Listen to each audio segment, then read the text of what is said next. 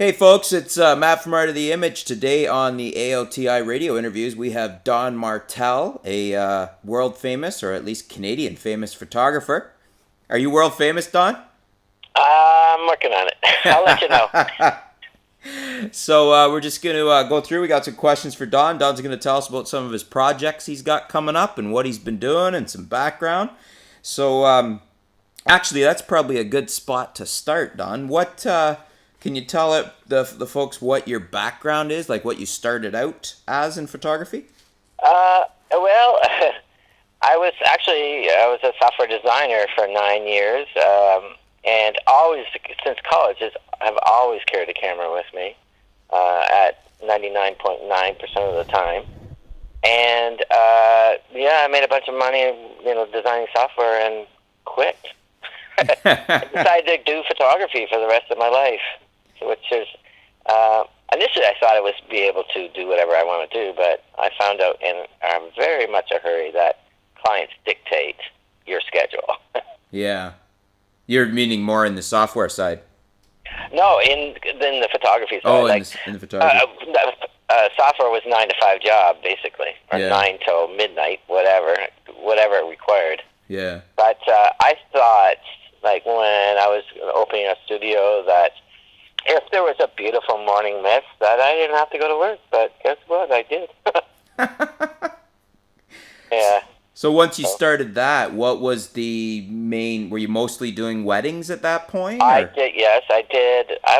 When I started, I was doing weddings every weekend of the year for 4 years straight. Huh. I shot baseball pictures. I shot hockey pictures. I shot anything I could make a buck at.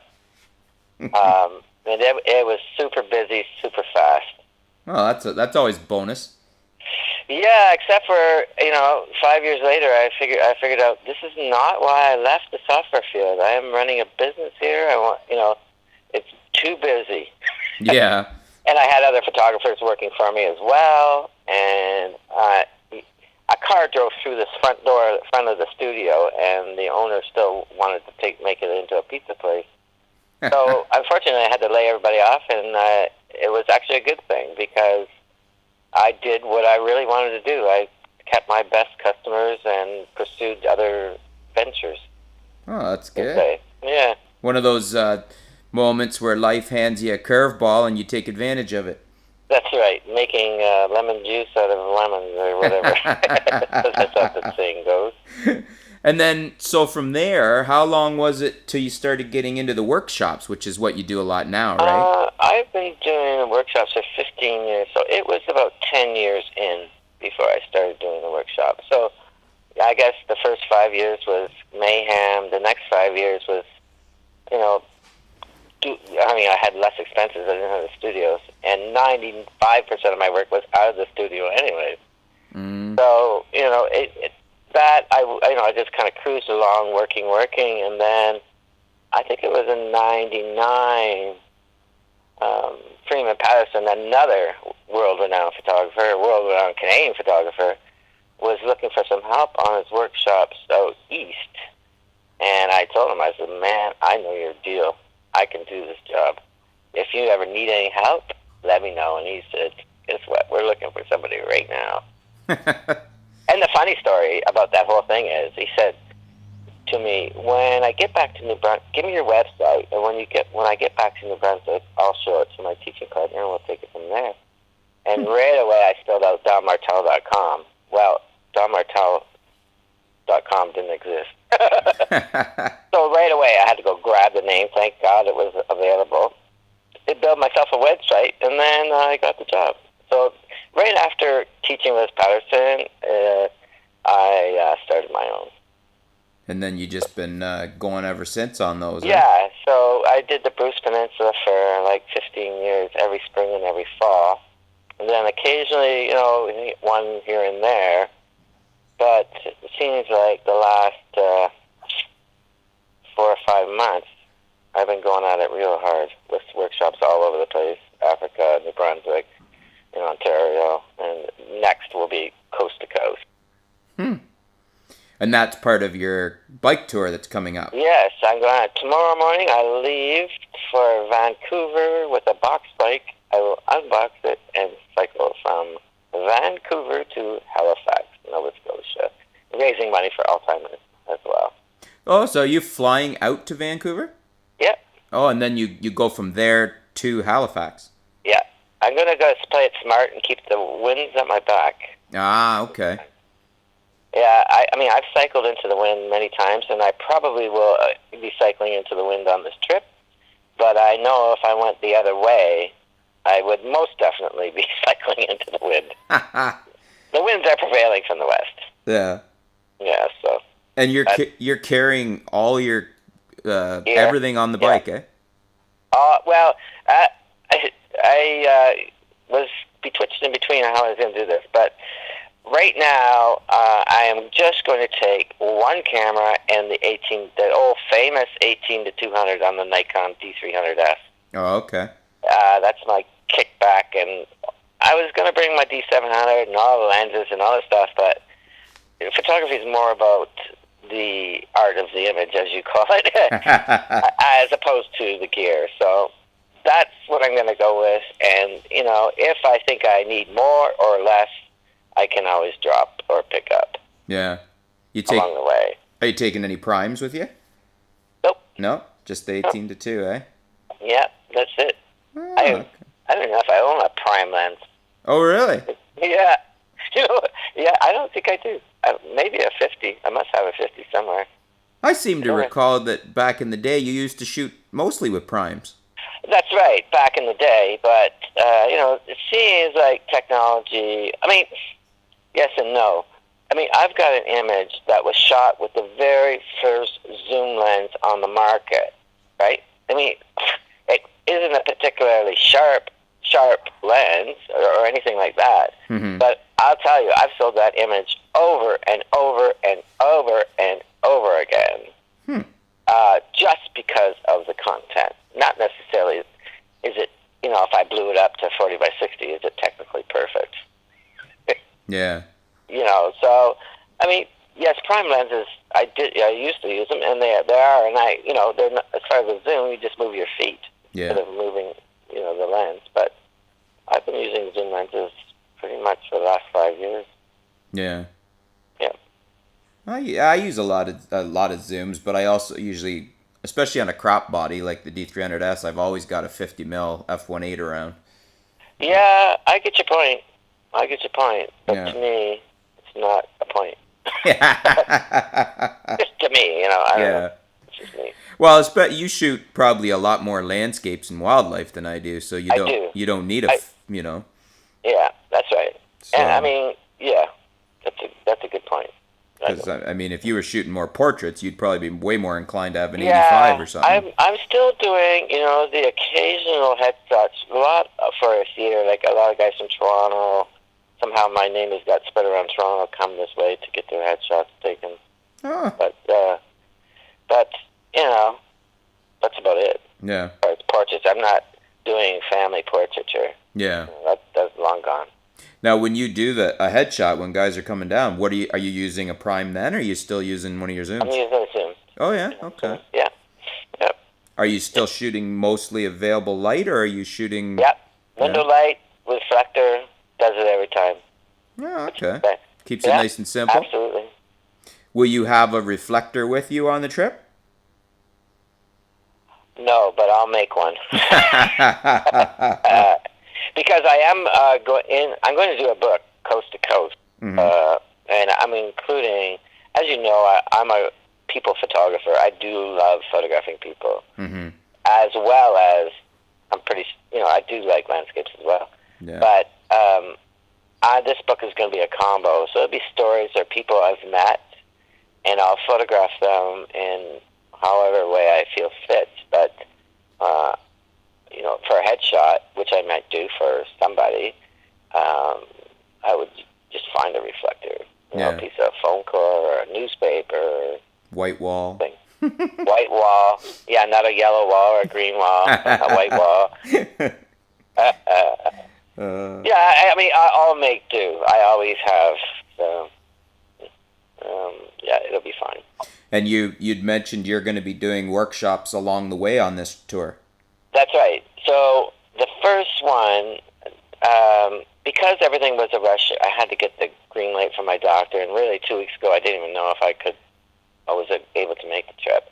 But so planning was very difficult ahead on where I was going to be when. So I'm just going to basically wing it. My first one will be in Calgary. I've got some contacts there, and that one should probably sell out in a lickety-split. And then from there, I really don't know where my next city is going to be. By the time I hit Calgary, I'll be gauging, how far I'm traveling and where I'm traveling to next. And I think it only usually takes about a week and a half to sell one of those workshops out. So given the right, vehicle of advertising. Yeah. Now, are the workshops mostly outdoors then? No. No? They can go indoors and out. Doesn't matter. The workshop is all about the art of seeing and principles of visual design. So it doesn't matter where. We don't have to go to a special location. We don't have to do anything. It's all about the art of the image. And then, you can take that anywhere you want to take it. You can go into portraiture. You can take it into the landscape. You can take it into maybe not product photography. Well, product photography as well. Yeah. The lighting and et cetera. So I've done them in condo exercise rooms, to a church, to my actual living room. In Windsor, I did it in a actual studio. Okay. So, and we weren't necessarily doing studio work, but they were learning on how I see the world. And no matter where you are they using their cameras like during the time, or is it more? Yeah, absolutely. Yeah. Yeah. And in fact, at one point during the workshop, I tell them to put their cameras down and go look. They all look at me like funny, like, I want to take my camera with me. But it's more exercising like a walkthrough. Yeah. Surveying the scene before you put the camera to your eye. Yeah. Okay. Fun. And those would all be available light then? That's right. Yeah. We might spend some time. I do spend some time talking about, in overcast lights, great day to do portraits, but you will still get those shadows under the eyes and under the chin just a bit. Mm-hmm. So we may talk about, firing on a flash at 1/16th power, just enough to fill those in and not make it look like it was flash. Mm-hmm. So, we do a little bit of flash, but not a lot. Not a lot. Mostly available light, and the art of seeing is the important thing. The light, the front light, back light, side light, overcast light, indirect light, all those we go through. Some people are not even aware of the light, Mm-hmm. Especially rank amateurs, right? You just buy a camera and start taking pictures, and you like them. But why do you like them? It's an awakening for some people, for sure. Oh, I can imagine, yeah. I mean, that's the point, right? That's right. Going back to your gear a bit, you'd mentioned you have, currently, I guess you've got the D300S and the D700? Yep. And those are the pair you normally shoot with? Yep. Lately, 90% of the time has been with the D700. Yeah. I used to carry them both when I was working for the paper.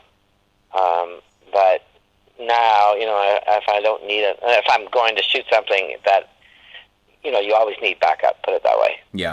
Yes, for sure. And the D300 now is going to be nice to do this trip with because it's one lens, one body, and hopefully it doesn't break. If it breaks, then I have to ship one out to me. But normally when I do a trip like this, I am carrying two bodies. But since weight is a factor in this while cycling, I'm going light as light is practical. Yeah. Well, that actually brings up a question. I've got a question about that, but I just wanted to go back to the 700. What lens are you normally using with your 700 these days? I've got an old 24 to 1. 30, I think it is. Oh, no, 24 to 120. Mm-hmm. F3.5. Oh, the old variable aperture one. Yeah, yes. Okay. And it's nice. And also I think the 7300. 70 to 300. Yeah. That's a nice little lens. I had that for quite a while. But... Yeah. So that's a good combo for that camera. Now, and I'll tell you, that camera will take a licking and keep on ticking. Oh yeah, I had one. I had one of those for a couple of years. A very nice camera, very well built. Yeah, because if you want to test a camera, just give it to me. Yeah. I often say, I go into a camera store, buy a new camera, I drop it first. If it comes up working, I'll buy it. And how do they feel about that? They're not too happy about it. Oh yeah, this is on the radio, right? I'm just kidding. I don't do that. Now, you drop them. Going back to, you made me think there with, it's a small and light when you're on a trip like that. Yeah. Have you considered, like, for instance, the Fuji X series system? Yeah, I'm considering a bunch of them, but the only problem is because of the time frame, I never go into a trip or do anything with new gear before I've tested it. You know what I mean? Like, right. I just don't want to go buy one and go out to Vancouver and go, oh, well, oh, darn, you know? Yeah, yeah. So anytime I buy a new equipment, I don't plan on using it in production like I'm doing. I mean, I am working away on this whole trip. Yeah. To shoot a book, working, I want something I know. Mm-hmm. That's the only reason. I am very much considering, I've seen a lot with the mirrorless stuff and the Fuji stuff, and I've heard a lot of good things about it. Yeah. It's just that I don't want to go into it now and go start on the trip and go, well, I don't like it. Yeah. Yeah. The DCI, I'm going with something I know. Yeah. That makes total sense. I just didn't know if you'd had an opportunity prior to it to evaluate a lighter system. So. No, I know. Believe me, I was thinking about it. I actually got a hold of Fuji, see if they'd give me one. Yeah. Well, as an extra. as a side, after we're done the interview, I can give you a contact at Fuji because we're actually giving away the brand new Fuji X-T10 in our contest this month. Excellent. So, maybe I can win it. Well, sure, enter it.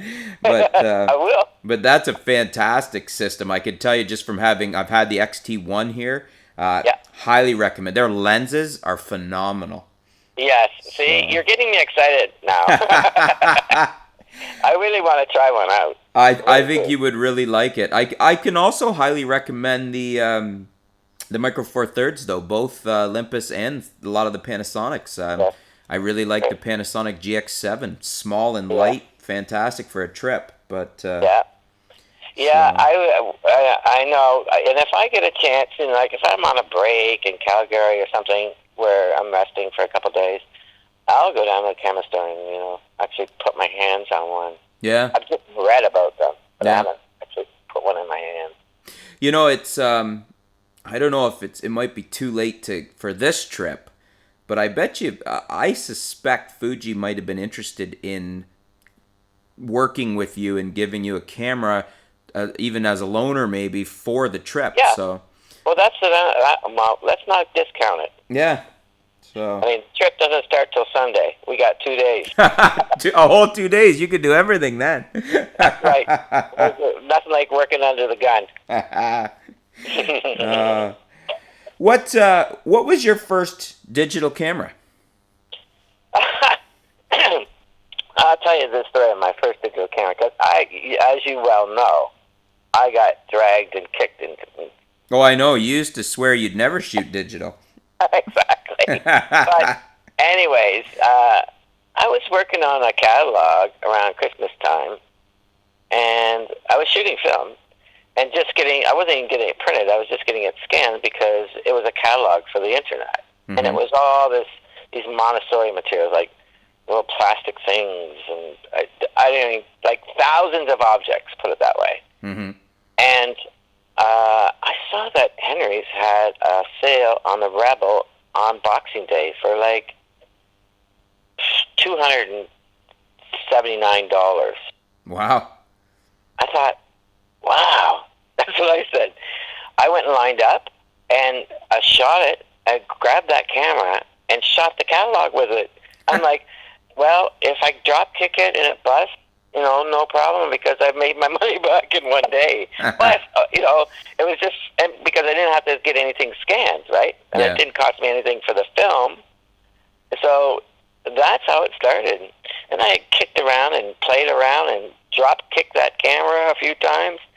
And finally it was time to, once I started working for the paper here in London, it was time to get real. Well, what Rebel was that? A T3i or? No, it was even before that. It was like a Rebel XT. Oh, okay, way back, yeah. Not. I guess it was way back. I don't know. Oh, I owned one of those, but that's a few years ago now. yeah. Time is going by, I guess. Yeah. Yeah. And then you went into the D700 and the 300S. 300. We have a 300. Evelyn and I both are shooters, so we have a 300, a 300S, and a 700. So okay. And we have all the lenses to go. She's got lenses that I don't, so we just share. Oh, that's cool. Yeah. Oh. That's cool. So, if going back to a question on shooting, yep. If you're shooting not for work, not for a workshop, just for Don, yep. What's the number one thing you like to shoot? Good question. Man, just it's split between landscapes and people. Yeah, those are your two big passions. Yeah. I just love people, and I love to get to know who they are and what they are, and then I'm able to photograph them in some cool way. But I guess I think landscapes as well, because you just get out and you're all by yourself. It's the subject in you, and you're on your way. Yeah. So I love early morning mist, full moon with mist. Yeah. I like working extremes. Yeah. Early morning, late night. That's the way to... Wide lens, short lens, long lens, That's the way to do it, because then you've got something that looks different than what everybody else is shooting. That's right. That's exactly it. If you can put yourself in a spot where others are not, right away you have a viewer's attention on a photograph. Yeah. Yeah. Whether it being up high shooting down, down low shooting up, yeah. In the middle of a snowstorm or middle of a lightning storm, that kind of stuff. Why is a lightning photograph cool? Yeah, because not everybody goes out and gets them. and they don't disappear. Yeah. They stay on the page. Yeah. You know what I mean? Normally you see lightning, it's gone. And when it's photographed, you get to look at it and keep looking at it. True. Yeah. Very true. Yeah. True. Okay, I think I know the answer to this, but I'm going to throw it at you. Okay. Manual, shutter priority, aperture priority, or program? Well, definitely not program. I would be either, depending on the situation, aperture priority or manual. Yeah. If a scene, the classic example I give is flying over the Namib Desert at 4:00 in the afternoon, which I did do, where the sun is low and a lot of the areas are in shadow and a lot of the areas are in sun. And when you're flying across this Namib Desert, your meter's having a hissy fit because it's trying to meter out the shadows and the highlights. It's going up and down and up and down. Well, in that case, I just shoot manual. I remember, before I got on the plane, I took a light meter reading. It's 250 at 5. The shutter was important, flying. Mm-hmm. So the minimum shutter speed was 250 to the second. My f-stop for ISO 100 film was 5.6 at that point. Mm-hmm. So I basically put my camera on manual, 250 at 5.6, got in the plane, compose shoot, and just ignored my meter. Yeah. If I was going aperture priority, I'd be going, oh, it's mostly shadow. I got a minus, or Yeah. it's just would have been going out of my mind. Well, and with especially with the 700, you got a lot of latitude if you need a little correction in there, anyways, Yeah, right? yeah. But so that's every exposure's bang on. Yeah. The light's the light's the light. As long as you have it right, Yeah. you're good. So I do both. Yeah. I do aperture priority or manual. That's pretty much the same as I am. I'm mostly in manual, but I do find myself putting it in, if aperture, if I just want to let the camera do it for a bit and it's working out. Yeah. Well, and you always have to add or subtract. You have to be the judge. You have to control the image. Yeah. And things have changed somewhat, but I'm still of the mind to shoot it right in camera. Oh, I would agree. I've gone, I've spent time where I was working faster and didn't do that, and then now I've come full circle, and it's just so much faster to get it right in camera in the first place, Yay! Glad to hear it. It's it's just is. I used to really enjoy time behind the computer editing. Right. And I hate it now. I'd rather have a perfect JPEG and never touch it, That's right. So, That's right. Yes, it's so true. I always shoot RAW or RAW plus JPEG just because I like to have the RAW files. Yep. But I like them to be right out of camera and just, Yeah. Yeah. I I will have to confess to you that I am just a JPEG shooter. Oh, are you? Yep. Don't let Jared Polin hear you say that. That argument can go on forever. It can. About, JPEG versus RAW, and I will give RAW its fair due. However, I was a software guy. Yeah. I know what compression and uncompression does, and I know what RAW does. And I've compared them dot for dot, dot for dot, dot for dot on very complex scenes. And I actually do it once a year just to make sure that what I'm thinking is true. Yeah. And I'm fine with JPEGs. Well, you know what? I'll be the first one to concede that if you've nailed the shot in camera, you don't need RAW. That's right. Really it's for... Yep. Quality-wise, when you're doing a print, you're not printing from RAW anyways. You're converting, right? That's what my whole point is. Yeah. I've been shooting for 26 years full time. I could pretty much shoot it right in camera. Yeah. and in that sense, I think, I may even start, I hesitate to say that, but I may get away from RAW simply because the files are getting so big. But and they're getting bigger all the time. Yeah.